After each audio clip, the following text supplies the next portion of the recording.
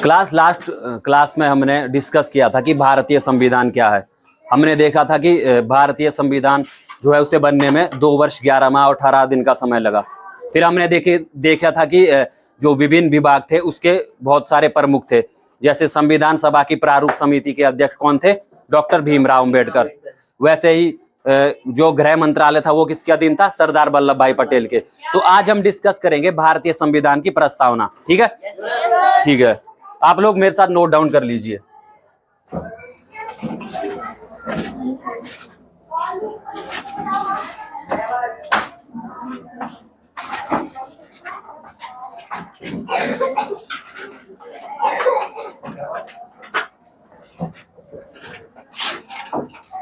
अच्छा, यहां पर लिखा है हम भारत के लोग। देखो, जब संविधान सभा ने प्रस्तावना पेश की गई, वो पेश की गई थी जवाहरलाल नेहरू द्वारा। किसने? जवाहरलाल नेहरू ने। कब?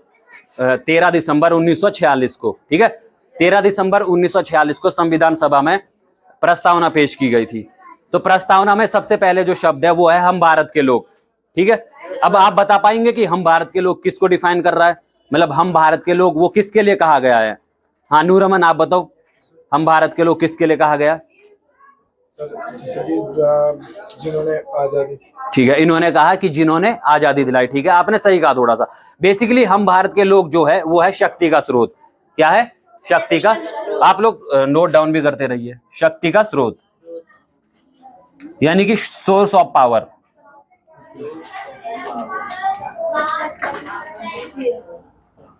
शक्ति का स्रोत। देखो, शक्ति का स्रोत कैसे है हम भारत के लोग?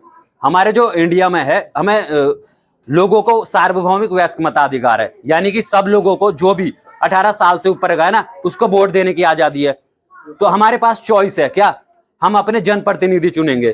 चॉइस है ना। देखो, अगर 5 साल में मानो आपने किसी सरकार को चुना, वो आपकी अपेक्षा के अनुसार काम नहीं कर पाए तो क्या करेंगे? आप उसे चेंज कर दोगे। आपके पास चॉइस है, करते भी है।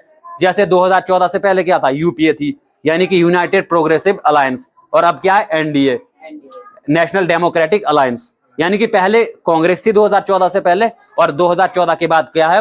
भाजपा है। तो ये क्या है? सोर्स ऑफ पावर है भारत की जनता के पास। यानी कि भारत की जनता के पास इतनी पावर है कि वो चेंज कर सकती है ना, चेंज कर सकती है अपने जनप्रतिनिधि को। इसलिए शक्ति का स्रोत कौन है? भारत की जनता। ठीक है, अब नेक्स्ट वन है संप्रभुता, संपूर्ण संप्रभुता। ये तो की पॉइंट बता रहा हूं मैं आपको सीधा। ठीक है, संप्रभुता।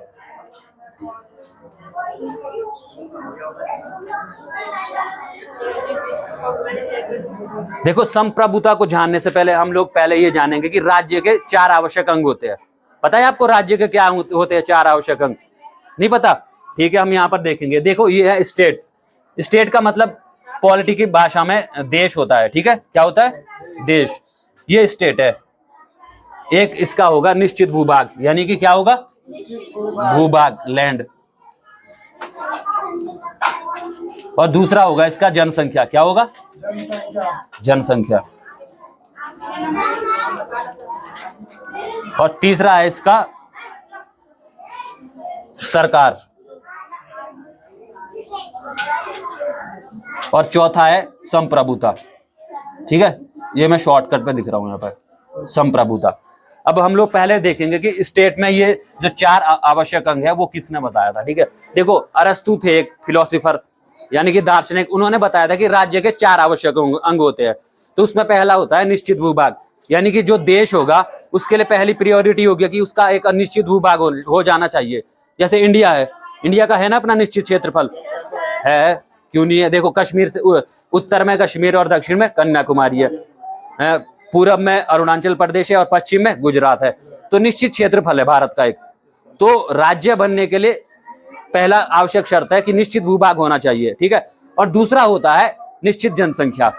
अब भूभाग तो होगा और जनसंख्या भी होना चाहिए। ठीक है, अब जैसे अंटार्कटिका है, वो क्या राज्य है? नहीं है, क्योंकि वहां पर क्षेत्रफल तो है पर वहां पर लोग नहीं रह पाते। ठीक है, क्योंकि वहां पर विकट परिस्थितियां हैं। इसलिए राज्य के लिए दूसरा जो निश्चित जो दूसरा भाग है वो कौन सा है? निश्चित जनसंख्या। और तीसरा है सरकार, यानी कि कोई भी राज्य बिना सरकार के चल नहीं सकता। जैसे हो सकता है कि सरकार तानाशाह हो, तानाशाह राजतंत्र हो, यानी कि सरकार अलग अलग हो सकती है। राजतंत्र हो सकता है जहां पर कौन होता है, राजा हेड होता है सरकार का, देश का, और लोकतंत्र हो सकता है जैसे भारत, अमेरिका।